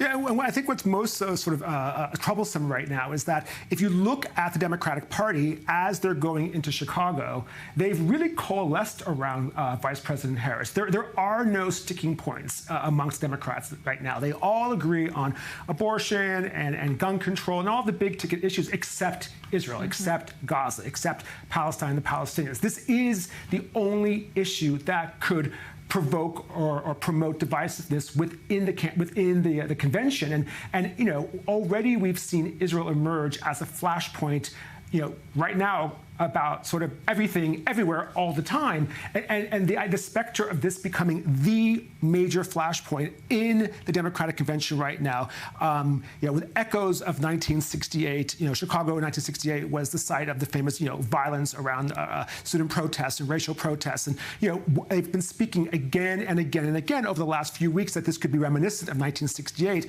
but this time it would be about Israel, about Jews, about anti-Semitism. So the specter of Israel playing a central role in this convention as a point of conflict does not bode well for Israel at all, does not bode well for American Jews who find themselves already, you know, almost a year under this, what I call tsunami of anti-Semitism, and does not really bode well for this process as well, particularly at this delicate moment where we may have a ceasefire agreement, at this delicate moment where the hostages, you know, are more imperiled than ever. The idea of Israel taking center stage at the DNC could not come at a worse time. And of course, so many questions around dealing with that anti-Semitism that we saw, that horrific uptick on student campuses across the United States since the 7th of October. Many questions remain. David Christopher Kaufman, adjunct fellow at the Tel Aviv Institute, thank you so much for being here in studio. Appreciate your time. Thank you. And now we turn to the north of the country amidst ongoing exchanges between the Israeli army and Hezbollah in southern Lebanon, as we've just been discussing. The IDF has today confirmed a soldier has been killed in a Hezbollah drone attack in the Western Galilee. 45-year-old Chief Warrant Officer Mahmoud Amaria from Ibtin was part of the Bedouin Trackers Unit in the 300th Brigade in the Border Defense Corps. Meanwhile, the IDF confirming carrying out an airstrike in Hula in southern Lebanon on Monday morning, killing 2 Hezbollah operatives. Now let's find out what's happening on the ground. We go to correspondent Zach Anders. He joins us from northern Israel. Much on the go across that northern front. What update can you share? What is the latest, Zach? Benita, I'll start with what we have within the last hour. Actually, in the 8 o'clock hour, I believe about 30 minutes ago, there's been another airstrike in the Bekaa Valley in southern Lebanon. And from what we are seeing, this appears to be a significant hit on a weapons storage depot. This is one of the rare times when you can tell yourself by the images coming from the scene what was hit, because munitions apparently at this site are still actively burning and cooking off, where they're exploding, secondary explosions caused by the initial strike and the ensuing fire. And we see a considerable amount of media coming from the scene, what appears to be a very significant weapons depot site that was hit.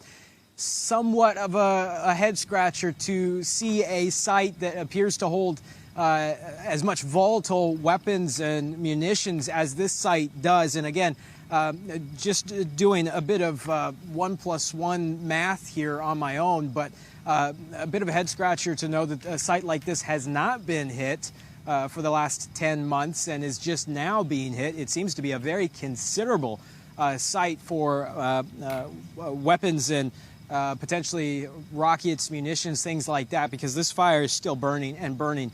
It looks like a massive fire from what we can see. This is the latest airstrike that we know of, but within the last 2 hours, there was an additional strike in southern Lebanon, about 10 miles north of the border, on a vehicle. We are seeing Lebanese media reports of a occupant that was killed. We don't have anything confirmed at this point, but more images from that scene showing a considerable airstrike there. Hezbollah, I should say, in the last few hours has been quiet. We haven't seen an attack, I believe, since 6 o'clock. Hezbollah has claimed responsibility for 7 attacks at this point in the day. And as you mentioned, this has been a day with another IDF fatality. At 6:40 this morning, 5 drones, the IDF says, were launched, and 3 of them intercepted. 2 of them were not. We're learning now through the Times of Israel that those 2 drones actually impacted in 2 separate locations, 2 separate areas. We don't know specifically where this soldier, the 45-year-old man in that IDF tracking unit, where he was at the time when he was apparently struck by this drone. We're not entirely certain where the locations of the intercepted drones were and the direct impacts or potential direct impacts were. But again, some considerable movement here in the last few hours. We're going to watch for Hezbollah's response here late into the night. Thank you so much. Correspondent Zach Anders, live from northern Israel.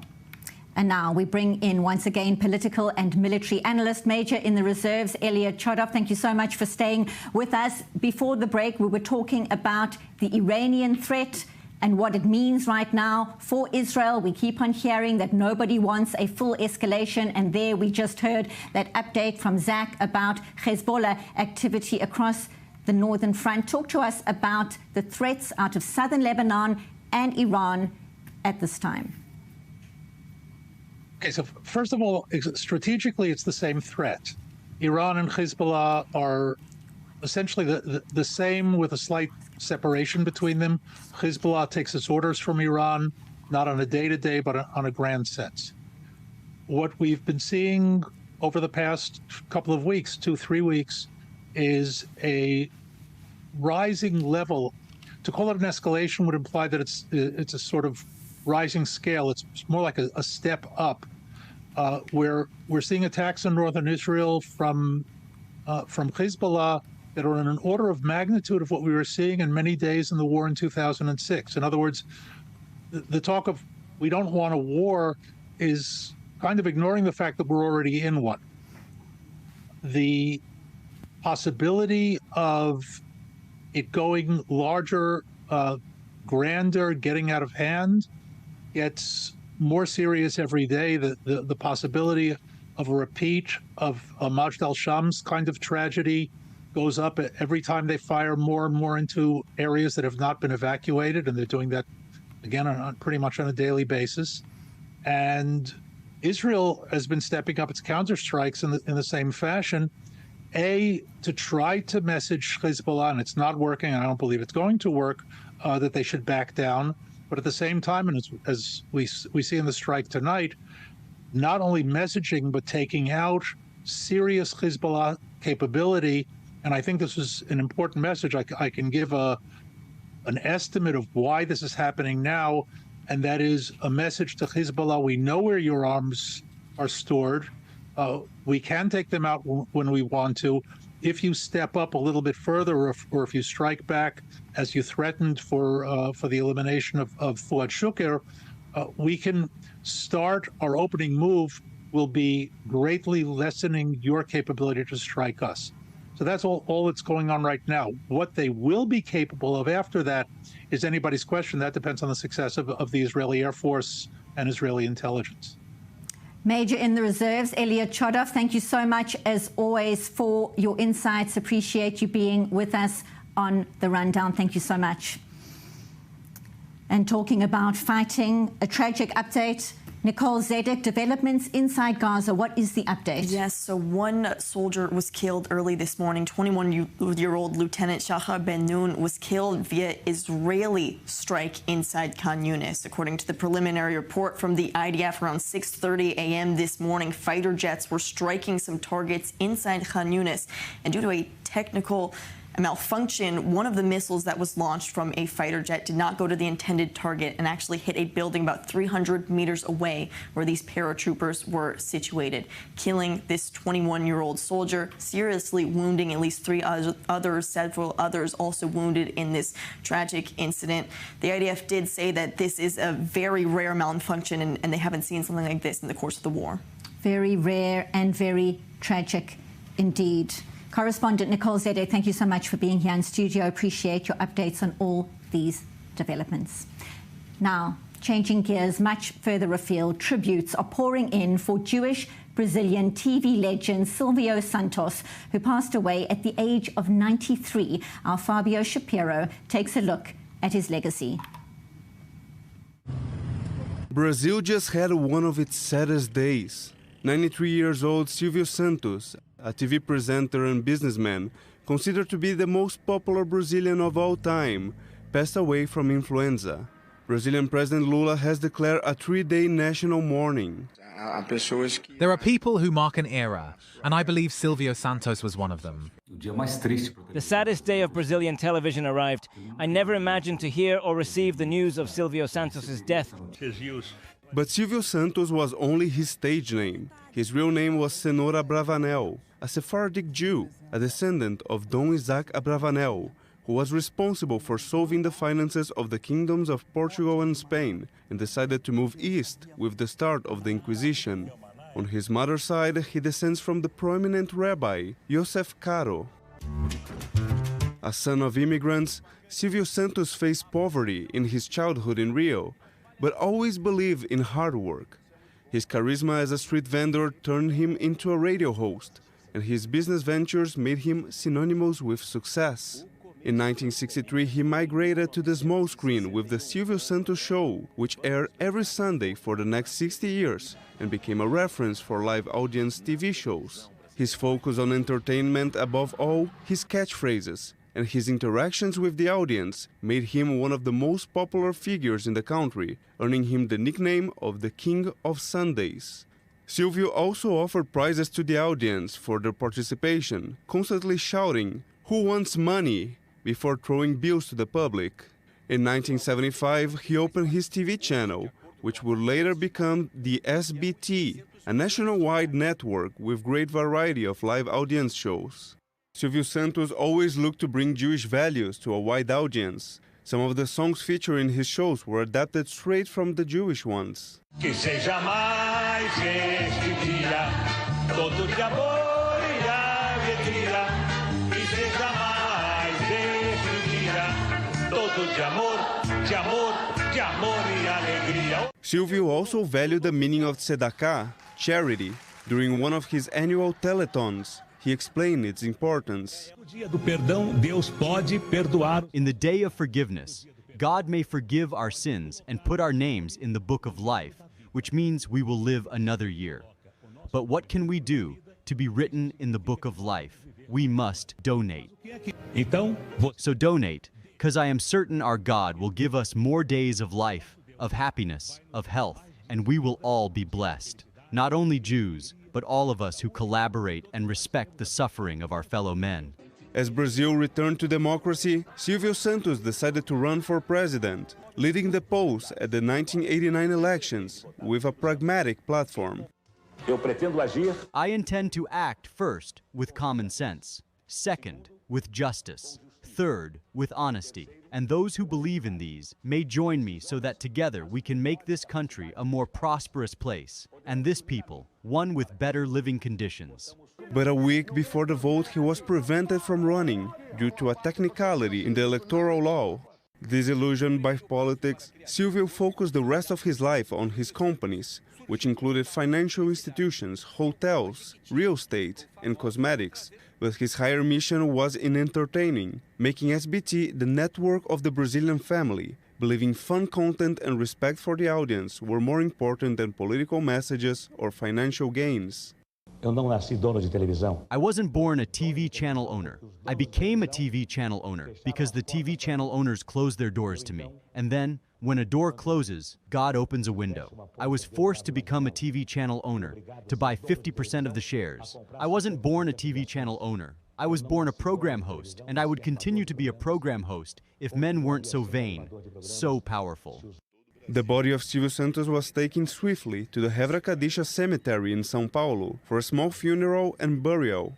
More than the media empire, Sylvio Santos leaves to the world a legacy of happiness, his desire until the very end.